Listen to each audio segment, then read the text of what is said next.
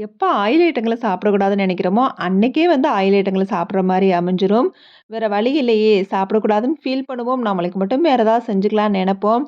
ஆனா, அந்த டெம்ப்ட் ஆகி நம்மளும் சாப்பிட வேண்டியதாயிருச்சு. சரி ஒரு நாளைக்கு தானே அப்படிங்கிற மாதிரி, அந்த மாரி தான் இன்னைக்கு பூரிய சாப்பிட்டாச்சு. எண்ணெய் எப்படியோ கண்ட்ரோல் பண்ணி 2 மட்டும் சாப்பிட்டுட்டே டெம்ப்ட் ஆகுற மாரி இருக்கிறப்ப, அப்படியே தண்ணிய குடிச்சு சமாளிச்சுக்க வேண்டியதான். இப்படிதான் கொஞ்சம் கொஞ்சமா மாத்திக்க வேண்டியதா இருக்குது. ஏதாவது ஒரு விஷயத்துல டிசிஷன் எடுத்தா போதும். அன்னைக்கு தான் அந்த டிசிஷன பிரேக் பண்ற மாரி ஏதாவது ஒண்ணு நடந்துருது. குக்கிங், கிளீனிங்லாம் முடிச்சுட்டு, கிச்சன் ஐட்டங்கள் 3 இது வாங்குனேன். அது மட்டும் ஓப்பன் பண்ணி பார்த்துட்டு இருந்தேன். இதுல 3 பொருள் ஆன்லைன்ல வாங்குனது. ஆல்ரெடி நான் வச்சிருந்த வைப்பர் வாங்கி ரொம்ப வருஷம் ஆச்சு. ஸோ, அத மாத்திக்கலாம் அப்படிங்கிறதுக்காக ஒரு வைப்பர் வாங்கிட்டு, இந்த டேப் ரொம்ப நாளா வாங்கணும்னு நெனச்சுட்டே இருந்தேன். ஸோ, இத ஆர்டர் போட்டு வாங்கியாச்சு. இது மட்டும் தான் நியர்பை ஷாப்ல வாங்குனேன். அடுத்ததா ஃப்ரிட்ஜுக்காக சீட்டு வாங்கியிருந்தேன்.